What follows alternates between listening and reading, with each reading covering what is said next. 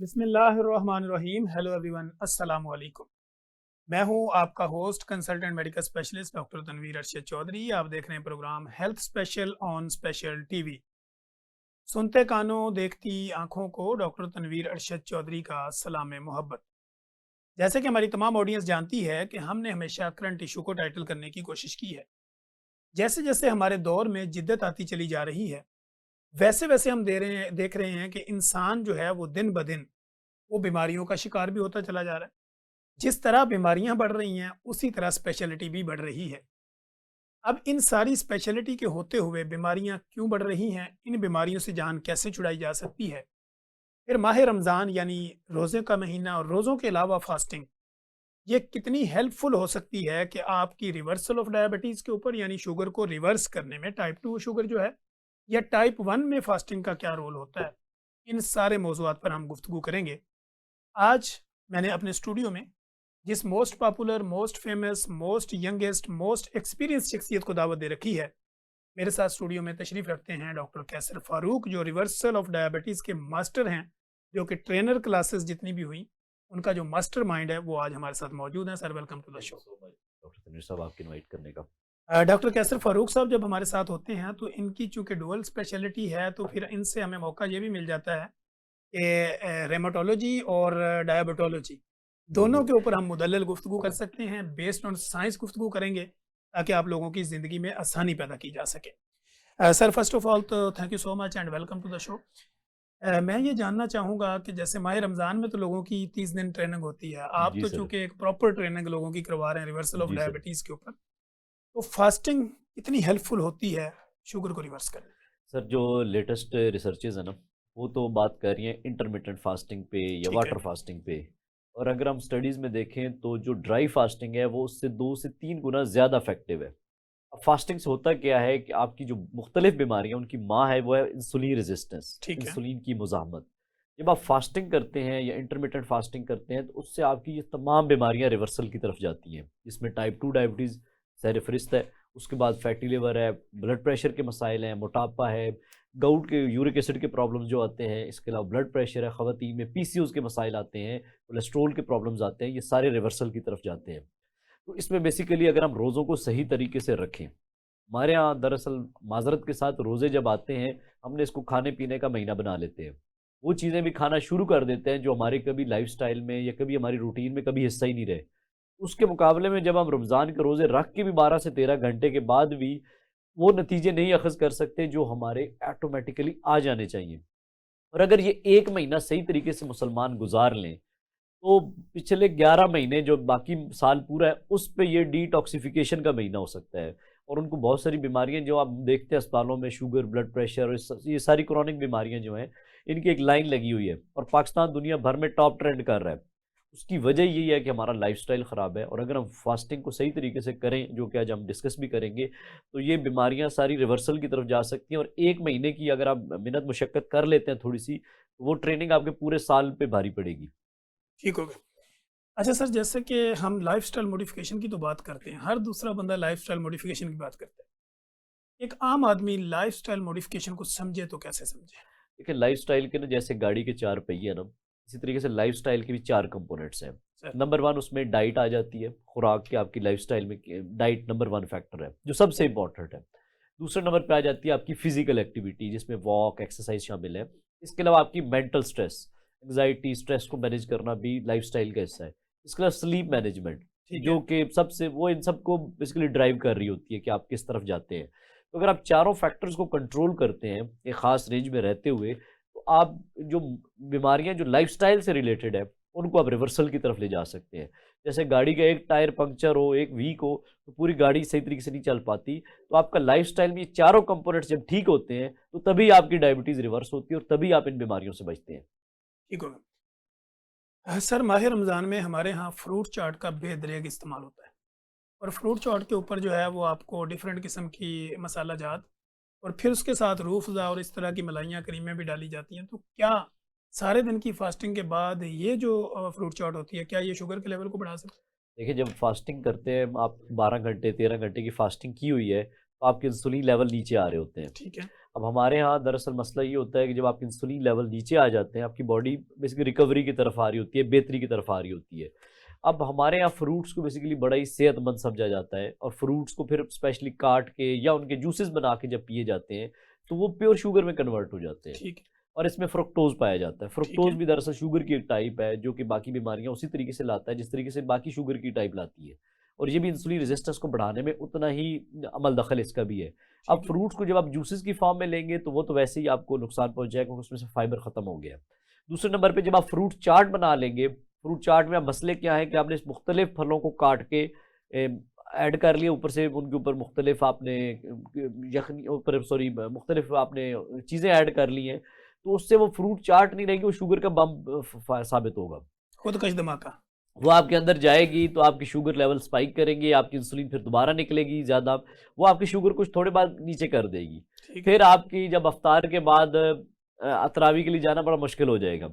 आपको लगेगा अब तो नींद आ रही है, सुस्ती काहली साबित हो रही है, तो उसमें इन चीज़ों का बहुत ज़्यादा रोल है। फ्रूट्स खाने हैं अफ्तार में, ये नहीं कि अब इस चीज़ को नेगेटिव ना लें, फ्रूट्स खाएँ ज़रूर, लेकिन लिमिटेड पोर्शन में। एक टाइम पर एक फ्रूट खा लें, और उसके बाद दूसरे फ्रूट्स कोई उठा के नहीं ले जाएगा, उनको 2-3 घंटे बाद ले लें। आहिस्ता-आहिस्ता बॉडी में शुगर को इंट्रोड्यूस करें। जो आप इफ्तार के टाइम चीज़ें ले सकते हैं, उसमें प्रोटीन का इस्तेमाल ज़्यादा करें।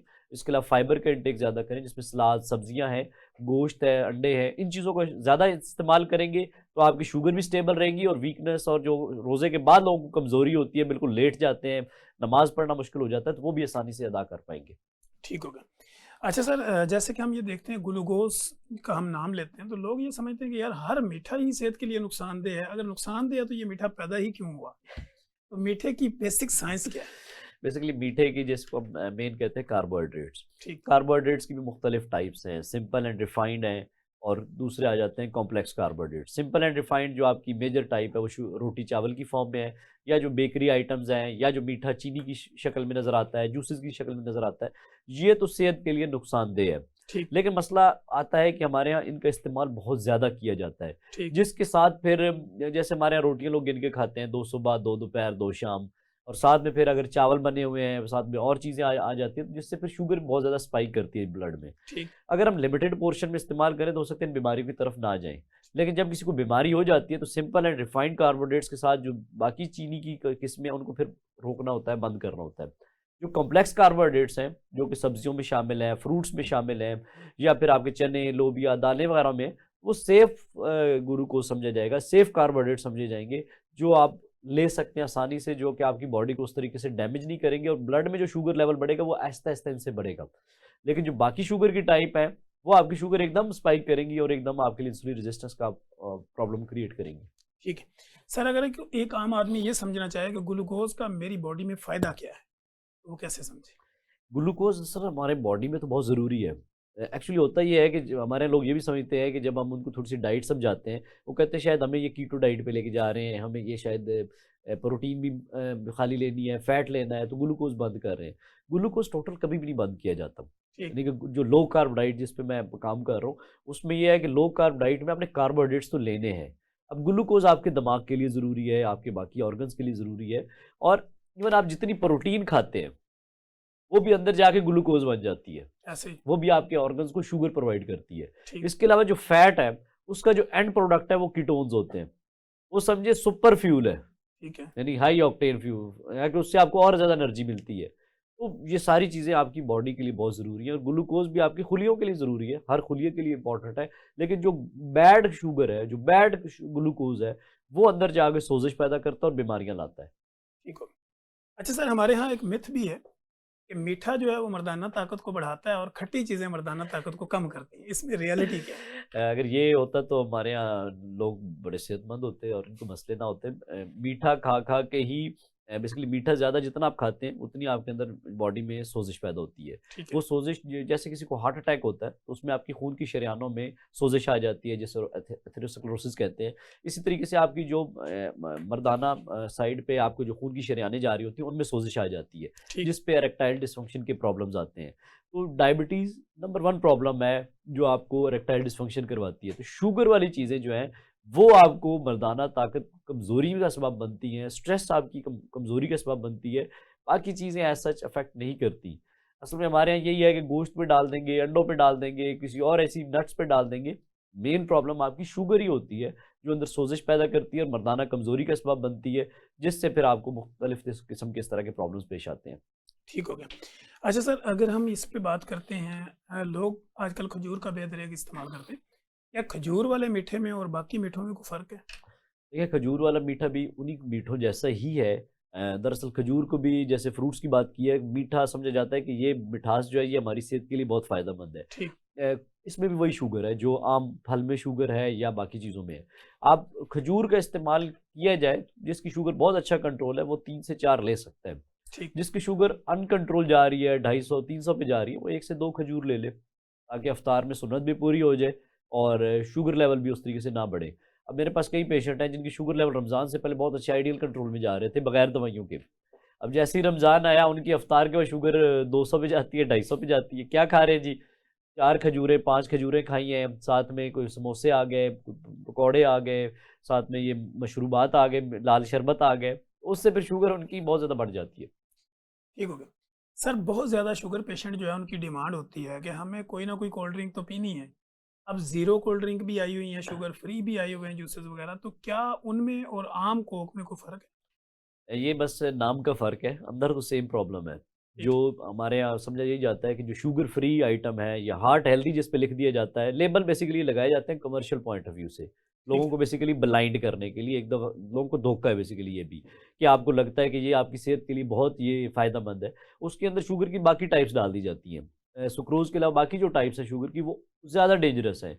वो अगर आपने लेनी है तो फिर शुगर वाली ले लें, जिसमें शुगर फ्री नहीं लिखा हुआ, वो शायद उतना नुकसान ना दे जितना शुगर फ्री दे रही है। बल्कि लेटेस्ट रिसर्चेज़ में तो ये कहती हैं कि अब जो शुगर वाली दूसरी ये टाइप्स हैं, ये एस्पार्टेम हो गया या माल्टोडेक्स्ट्रोसिन जो है, ये आपको कैंसर काज़िंग अफ़ेक्ट करती हैं।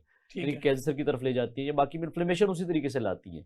तो अवॉइड करने चाहिए जितने भी सोडाज़ हैं, specially sugar plus sugar free वाले, शुगर फ्री को तो बिल्कुल ही अवॉइड करना चाहिए।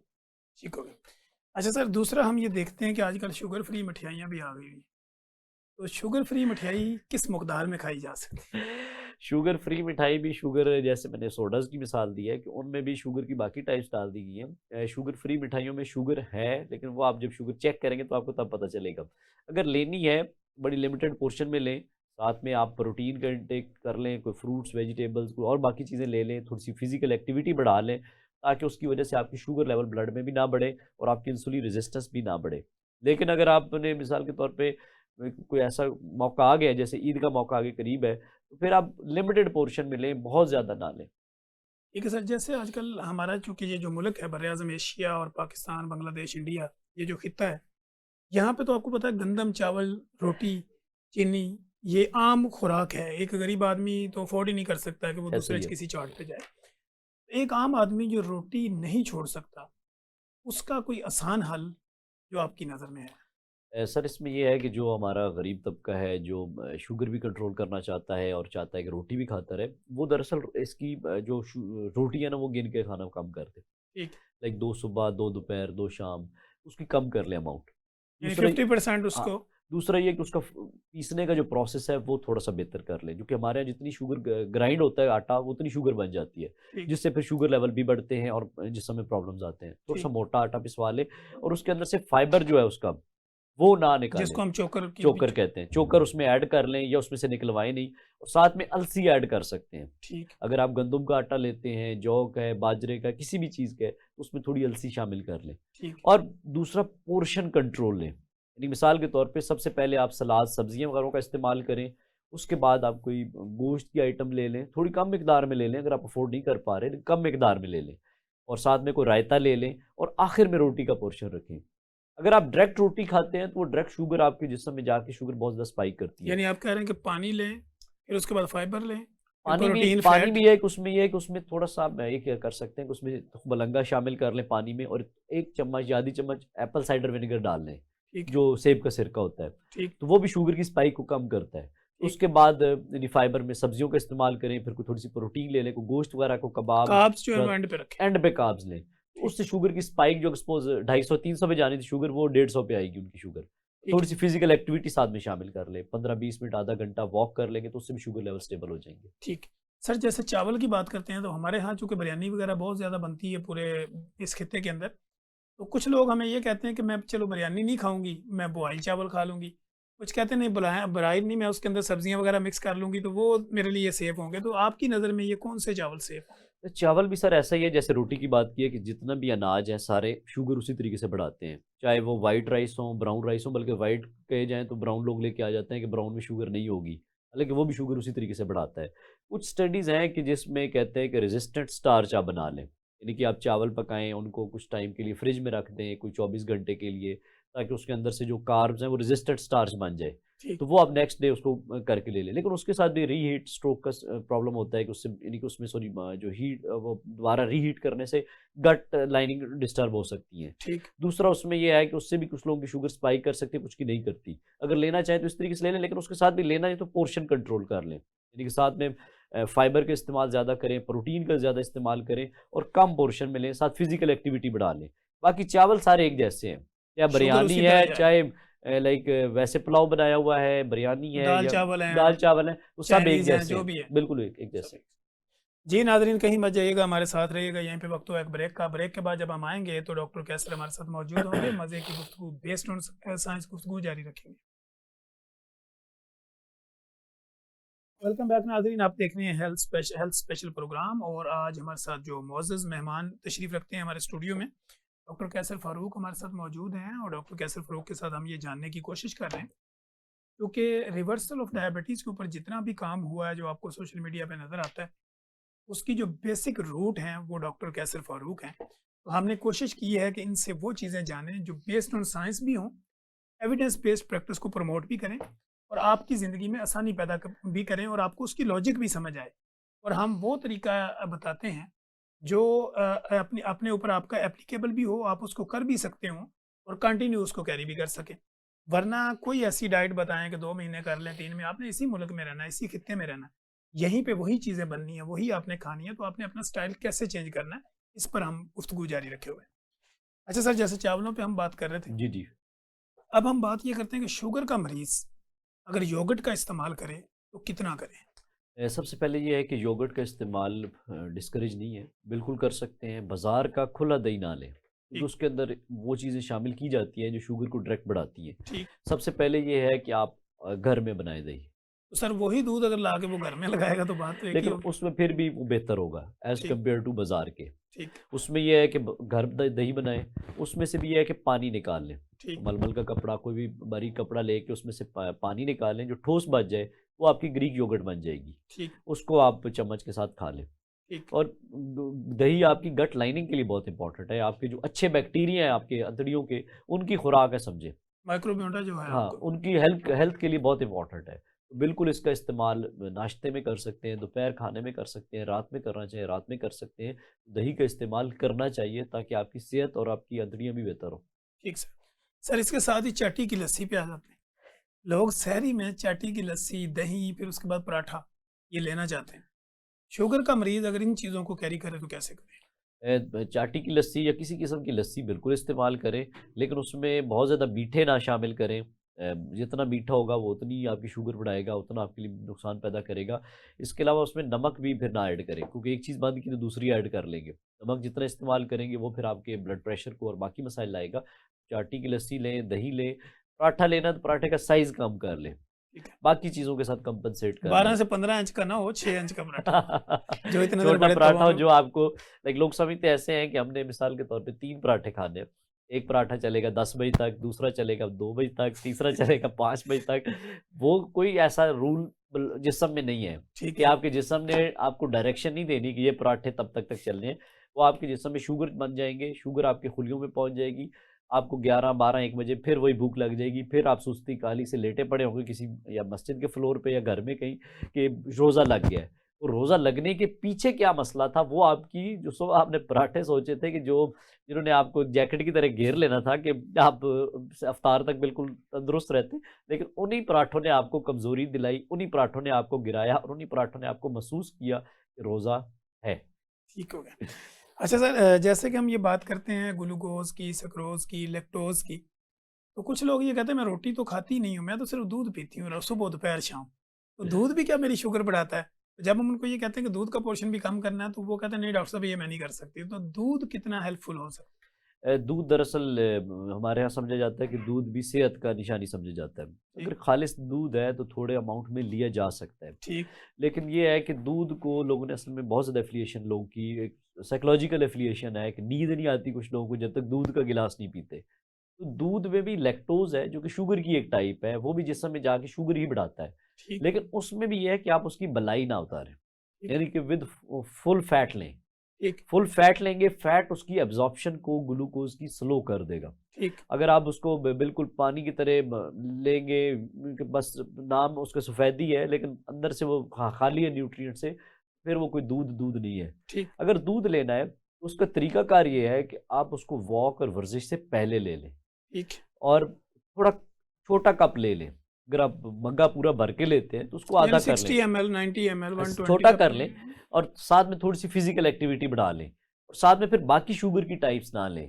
कल के साथ आपने रोटी भी ले ली है, चावल भी ले लिए, कोई घर में कस्टर्ड या कोई मीठा बना है वो भी ले लिया है, तो उससे आपके दूध बेचारा तो फिर बहुत ही पीछे चल जाएगा, बाकी चीज़ों ने बम बन जाना क्योंकि यहाँ पे तो ये है ना कि बंद मक्खन लेना है फिर साथ में दूध लेना है फिर साथ इसके है। बिस्कुट भी लेने हैं। तो इसलिए इसको थोड़ा-सा आप रिव्यू करने की ज़रूरत है। अगर आप दूध की बाकी प्रोडक्ट्स ले सकते हैं जिसमें लस्सी है, दही है, पनीर बना के जो कि चीज़ की फॉर्म ले सकते हैं, तो वो ज़्यादा बेहतर है एज़ कम्पेयर टू दूध। ठीक लेकिन आपने दूध लेना है तो फिर खालिस दूध लें, अगर खालिस नहीं बनता तो मिलता तो कहीं से ऐसी जगह से लें जिसमें फिर उसमें फैट भी शामिल हो, जो मलाई भी शामिल हो उसमें। ठीक सर, शुगर का मरीज मक्खन और देसी घी का इस्तेमाल कितना कर सकता है और ये कितना उनके लिए सेफ है? मक्खन और हमें बल्कि लेटेस्ट जो अभी गाइडलाइंस आई हैं अमेरिकन की इस 2026 की, उसमें उन्होंने कार्बोहाइड्रेट्स को उन्होंने पिरामिड जो उनकी थी ना उसको सारी को उल्ट कर दिया। पहले प्रायोरिटी देते थे सबसे ज़्यादा ऊपर जो आती थी वो आती थी रोटी चावल वाली किस्में, ग्लूकोज को टॉप पे आती थी, जो फैट आता था बिल्कुल नीचे आता था, डर डर के फैट खाया जाता था, बल्कि उसके मुकाबले मार्जरीन को और इंडस्ट्रियल ऑयल को प्रमोट किया जाता था। अभी भी खैर उन्होंने ओपनली तो इस पॉइंट पे नहीं बात की, लेकिन उन्होंने एक हौसला अफ़ज़ा बात की है कि उन्होंने ग्रेन्स को नीचे ले आए हैं, फैट को और प्रोटीन को ऊपर ले गए हैं। ठीक तो फैट दरअसल आपके जिस्म के लिए नुकसानदेह नहीं है और पहले वैसे यही समझाया गया था कि फैट नुकसान यही समझाया गया था कि फैट आपके लिए नुकसानदेह है, उसके मुकाबले में प्रोसेस्ड फूड को, फास्ट फूड को और प्रमोट किया गया था। प्रमोट किया गया, जिसके मुकाबले में आज हमें बीमारियाँ पाकिस्तान क्या पूरी दुनिया में इस टाइम मेटाबॉलिक बीमारियों से भरा पड़ा है। अब वो उन्होंने थोड़ा-सा अपने मुल्क के हवाले से थोड़ा-सा सोचा है कि इसको हम टिल्ट करें। ठीक देखिए बहुत हो गया। अब वो हमारे लिए भी ये है कि ये चीज़ है कि जो नेचर के करीब जितनी चीज़ है वो उतनी खालिस है और वो उतनी चीज़ सही है आपकी सेहत के लिए। ठीक जो नेचर से जितनी दूर है, जो जितनी इंडस्ट्री से आ रही है, फैक्ट्री से आ रही है, बार और कोड्स लगे हुए हैं, वो आपकी सेहत के लिए उतनी ही नुकसानदेह है। ठीक बिल्कुल मक्खन का इस्तेमाल कर सकते हैं, देसी घी का इस्तेमाल कर सकते हैं, लेकिन फिर भी एतदाल में। साथ ठीक फिज़िकल एक्टिविटी भी थोड़ी-सी करें। ये नहीं है कि आप चम्मच पे चम्मच चढ़ाई जाएँ और एक जगह पे बैठे रहें। ठीक थोड़ी-सी फिज़िकल एक्टिविटी कर लें, ताकि आपका फैट वो बर्न भी हो जाए, जिससे हम उसको यूटिलाइज़ भी कर लें। ठीक लेकिन बिल्कुल कर सकते हैं और इस पे बिल्कुल अपनी सेहत के लिए बहुत ज़रूरी है। ब्यूटारिक एसिड जो है वो आपकी गट लाइनिंग के लिए बहुत ज़रूरी है, दिमाग की सेहत के लिए बहुत ज़रूरी है। तो ये बिल्कुल करना चाहिए और लोगों को एनकरेज करना चाहिए, बल्कि इसके मुकाबले में जो इंडस्ट्रियल ऑयल है, उसको डिस्करेज करना चाहिए। ठीक हो गया। सर, शुगर के जो मरीज होते हैं माह रमज़ान में जो अपनी मेडिसिन वो ले रहे होते हैं, इंसुलिन लगा रहे होते हैं, तो वो ये समझते हैं कि शायद सहरी वाली डोज को अफ्तारी में और अफ्तारी वाली डोज को सहरी में खुद से एडजस्ट कर लें, तो क्या ये ठीक होता है? असल में हमारे यहाँ ज़्यादातर लोग रमज़ान का जब महीना आता है तो डॉक्टर के पास जाते नहीं हैं। उनको होता है कि डॉक्टर शायद हमारी सेहत का मुखालिफ आदमी है, उसने हमें मना करना है कि रोज़े ना रखें। जो कि एक डॉक्टर कम्युनिटी की लोगों में परसेप्शन भी पाई जाती है कि ये रोज़ों के ख़िलाफ़ है। जिससे लोग ये फ़ैसले खुद ही ले लेते हैं। वो कहते हैं डॉक्टर के पास जाना है, एक तो फ़ीस भरनी है, लाइन में लगना पड़ना है और डॉक्टर ने कहना है रोज़े ना रखें। जिसके मुकाबले में वो खुद बहुत सारे डिसीज़न्स लेने लग जाते हैं। मिसाल के तौर पे किसी को किडनी का मसला है, किसी को टाइप 1 डायबिटीज़ है या मल्टीपल इंजेक्शंस लगाने वाला है, तो उसको तो फिर डिस्करेज करना ही होगा उसकी मेडिकल कंडीशन के हवाले से। ठीक तो मेरा इसमें बड़ा क्लियर पॉइंट है कि खुद से फ़ैसले नहीं करने चाहिए। ठीक अगर मिसाल के तौर पे आप जो सहर सुबह लेते थे वो आपने इफ्तार में कर ली, वो ऐसी दवाई हो जो शुगर आपकी एकदम लो कर दे और आप 10-11 बजे 50-60 और 70 के दरमियान शुगर आई हुई है, बेहोशी ग़नूदगी वाली कैफ़ियत हो रही है, तो ऐसी सिचुएशन में डॉक्टर से पहले कंसल्ट कर लें। हो सकता है आपकी दवाई खुद ही रिड्यूस कर दे, हो सकता है आपकी दवाई को कम कर दे कि रमज़ान के हवाले से आपके रोज़े भी सही गुज़र जाएँ और आपको कोई प्रॉब्लम भी ना आए। लेकिन जब खुद से फ़ैसले कर लेते हैं तो फिर उस अच्छा कुछ लोग छोड़ भी देते हैं। रोज़े थे हमने छोड़ दिया डॉक्टर साहब, शुगर चेक की? नहीं शुगर नहीं चेक की। उन्हीं की रोज़ा तो टूट जाता है शुगर चेक करने से। ये भी एक बहुत बड़ा गलत कॉन्सेप्ट है कि शुगर रमज़ान के दौरान आपकी जितनी इबादत आपके लिए ज़रूरी है, उतनी आपकी सेहत का ख्याल रखना भी आपकी इबादत में जान होगी शामिल तो है। इबादत होगी ना। बिल्कुल ऐसा ही है। तो आप शुगर भी चेक कर सकते हैं रोज़े के दौरान, रोज़ा नहीं टूटता उससे। और आपको अपनी डाइट को भी एडजस्टमेंट की ज़रूरत होगी और दवाइयों की भी एडजस्टमेंट की ज़रूरत होगी, ताकि आपके शुगर लेवल स्टेबल रहें और हाइपो और हाइपर से प्रिवेंट हो सके। कई लोग इमरजेंसीज़ में जाके लैंड करते हैं मुख्तलिफ पेचीदगियों के साथ। उसकी वजह यही होती है खुद से अपने आप को डॉक्टर ना समझ लें, कोई यूट्यूब पे या सोशल मीडिया पे किसी की वीडियोज़ देख के अपने फ़ैसले ना कर लें। बल्कि जो डॉक्टर आपका फ़ैसला करेगा वो आपकी मेडिकल कंडीशन के हवाले से करेगा कि कौन-सी दवाई आपने लेनी है, कौन-सी नहीं लेनी, कौन-सी छोड़नी है, कौन-सी नहीं छोड़नी। ये पेशेंट टू पेशेंट वेरी करेगा बिल्कुल ऐसा ही है। कि हर पेशेंट की हिस्ट्री जैसे अलग हर है एक और जूता हर एक बंदे को नहीं आता, उसी तरह हर एक दवाई भी हर बंदे को सूट नहीं करती, हर डाइट हर बंदे को सूट नहीं करती, हर बंदे की मेडिकल कंडीशन डिफरेंट हो सकती है, उसकी रिपोर्ट्स में हो सकता है कुछ ऐसे मसले चल रहे हों, उसकी डाइट डिफरेंट हो, उसकी मेडिसिन डिफरेंट हो, तो इस तरीके से खुद से फैसले नहीं लेने चाहिए। ठीक। सर टाइप 1 डायबिटीज़ जो है, इसमें भी रमज़ान कुछ फ़ायदेमंद हो सकता टाइप 1 डायबिटीज़ भी रमज़ान में फ़ायदेमंद तो हो सकता है, लेकिन टाइप 1 का देखना ये है कि उसमें हाइपोज़ कितने हो रहे हैं। है? ठीक, उसमें शुगर लो होने का रिस्क कितना है और शुगर हाई होने का रिस्क कितना है। और सेकंड इसमें ये देखना है कि डीके नाम की कॉम्प्लिकेशन पिछले कोई 3 से 6 महीने में तो नहीं हुई, जिसकी वजह से पेशेंट हॉस्पिटलाइज़ हुआ हो, इस तरह की कोई प्रॉब्लम्स तो नहीं है। इसमें भी ये है कि टाइप 1 जो सिंपल वाला है, जिसके शुगर लेवल स्टेबल जा रहे हैं, मल्टीपल इंजेक्शंस पे है, तो उसकी इंसुलिन सपोज़ दोपहर वाली हो तो स्किप करनी पड़ेगी। मॉर्निंग और इवनिंग में इंसुलिन की एडजस्टमेंट करनी पड़ेगी और ऐसी इंसुलिन रखनी पड़ेगी एडजस्टमेंट के साथ जिससे शुगर हाई भी ना हो और लो भी ना हो। फिर तो रोज़ा आसानी से रख सकते हैं। लेकिन अगर उनकी शुगर एकदम लो हो जाती है, हाई हो जाती है, कभी इंसुलिन भूल जाते हैं, कभी इंसुलिन नहीं लगाते या शुगर ज़्यादा है, तो वो फिर उनके लिए नुकसानदेह हो सकता है। दूसरी बात आपकी है कि रोज़ा क्या टाइप 1 में फ़ायदेमंद हो सकता है? कुछ केसेज़ में बहुत फ़ायदेमंद हो सकता है। कुछ ठीक। लोगों में इंसुलिन लगा-लगा के इवन उनमें भी इंसुलिन की रेजिस्टेंस डेवलप हो जाती है टाइप 1 में भी। ठीक, यानी टाइप 1 में सम टाइम टाइप 2 भी आ जाती है। तो ऐसे केसेस में इंसुलिन की डोज़ेज भी कम हो सकती है और रेजिस्टेंस भी कम हो सकती है। ठीक, लेकिन ये काम सारे अंडर सुपरविज़न होने चाहिए। क्योंकि ठीक है, टाइप 2 का पेशेंट जो है, एक तो उसकी मेजॉरिटी लोग टाइप 2 के पेशेंट हैं, उसको मैनेज करना बहुत आसान होता है। ठीक, लेकिन जो सबसे डिफ़िकल्ट पेशेंट है वो टाइप 1 है, ठीक, जिसकी इंसुलिन की एडजस्टमेंट करना, उसकी कॉम्प्लिकेशंस को देखना, हाइपोज़ को देखना, उसके बाद ही फैसला किया जा सकता है कि उसके लिए रमज़ान कितना सेफ़ है। ठीक हो गया। अच्छा सर, कुछ पेशेंट हमारे क्लिनिक पे लैंड जब करते हैं, वो कहते हैं डॉक्टर साहब मैं तो आधा-आधा किलो जलेबी खाती हूँ, मीठा खाता हूँ, लेकिन जब शुगर चेक करती हूँ मेरी शुगर कभी 100 से ऊपर गई नहीं। इसकी क्या वजह होती है? देखिए, अभी उनको हो सकता है शुगर ना आई हो। शुगर बेसिकली शुगर तो एक बीमारी का नाम है या एक सिम्पटम है इंसुलिन रेजिस्टेंस में से। हो सकता है उनका वज़न बढ़ रहा हो, ख़वातीन में पीसीओएस के मसाइल हो सकते हैं, ब्लड प्रेशर ज़्यादा हो सकता है, कोलेस्ट्रॉल के प्रॉब्लम्स आ सकते हैं, फैटी लिवर हो सकता है। तो ये सारे प्रॉब्लम्स कहीं न कहीं चल रहे होंगे। बाज़ वक़्त डायबिटीज़ डेवलप होने में, शुगर डेवलप होने में लंबा टाइम चल जाता है, डेकेड्स लग जाते हैं, 10 साल लग सकते हैं। और अभी तो आपकी 100 पे आप अपने आप को परेशान ना करें कि अभी या अपने आप को ये ना फ़ाल्स होप में ना डाल लें कि मेरी तो शुगर ठीक है। अगर ऐसा कोई पेशेंट हो जिसको लगे कि मेरी शुगर मुझे होनी तो नहीं, मेरी फैमिली हिस्ट्री है, मेरी जेनेटिक्स में है या फिर मुझे बाकी पैरामीटर जो मोटापे वाले हैं, वो अपना इंसुलिन रेजिस्टेंस का टेस्ट करवा लें। ठीक है, देखिए उसमें इंसुलिन रेजिस्टेंस अगर नहीं आ रही, फिर तो थोड़ा सेफ रेंज में खा लें, ये नहीं कि आधा किलो या किलो ही खाएँ, थोड़ा कम करके खा लें, थोड़ी-सी फिज़िकल एक्टिविटी बढ़ा लें। मीठा जितना जाता है वो समटाइम आपकी आंतड़ियों को ख़राब कर देता है। ठीक है। आपको इंटेस्टाइनल प्रॉब्लम्स आना शुरू हो जाते हैं, डाइजेशन के प्रॉब्लम डाइजेशन है। के इश्यूज़ आना शुरू हो जाते हैं। मीठा हर हालत में ख़राबी पैदा करता है, समटाइम लोगों को मेमोरी इश्यूज़ आना शुरू हो जाते हैं। मीठा सिर्फ़ एक शुगर का नाम ये नहीं है कि आपको सिर्फ़ शुगर की बीमारी होगी और तरह-तरह की बीमारियाँ मीठे के साथ अटैच होती हैं। ठीक हो गया। अच्छा सर, जैसे कि आपने गॉट की बात की, कोलेस्ट्रॉल की बात की, तो क्या शुगर का मरीज़ अगर वो परहेज़ नहीं करता तो उसको यूरिक एसिड के मसाइल और कोलेस्ट्रॉल के मसाइल भी हो सकते हैं? ये सारे ख़ानदान एक ही है बीमारियों का जिसको इंसुलिन रेजिस्टेंस लेबल किया जाता है। ठीक, अगर आपकी इंसुलिन रेजिस्टेंस है, टाइप 2 डायबिटीज़ अक्सर लोगों को जब शुगर डायग्नोज़ होती है तो उनको 3-4 जो बीमारियाँ हैं वो गिफ्ट में मिल जाती हैं। ठीक है, उसमें दवाइयाँ 3-4 उनको डॉक्टर ऐड कर देते हैं जिसमें ब्लड प्रेशर की दवाई है, कोलेस्ट्रॉल की है और फिर एक आध वैसे कोई ऐड हो जाती है, समटाइम यूरिक एसिड की भी ऐड हो फिर जाती है। ताकत की 3-4 अलग से। ताकत की अलहदा से आ जाती है, विटामिन्स जो है। तो ये बीमारियाँ एक तो ख़ानदान एक ही है, इनका वो इंसुलिन रेजिस्टेंस है। शुगर को ठीक करते हैं तो आपकी सारी बीमारियाँ ठीक होना शुरू हो जाती हैं। गाउट के हवाले से ये है कि कुछ केसेस में गाउट लाइफस्टाइल से रिलेटेड होता है और कुछ में जेनेटिक्स में होता है। ठीक। कुछ हमारे पास ऐसे पेशेंट भी आते हैं रूमेटोलॉजी क्लिनिक में कि जो वैसे तो बड़े स्लिम से होंगे, थिन लीन होंगे, मोटे भी नहीं होंगे, लेकिन उनकी जेनेटिक्स में चल रही होती है। उनकी बेसिकली कुछ जीन्स में प्रॉब्लम्स आ रहे होते हैं, जिसकी और वो उतनी टेस्टिंग वो प्रॉपर होती नहीं है।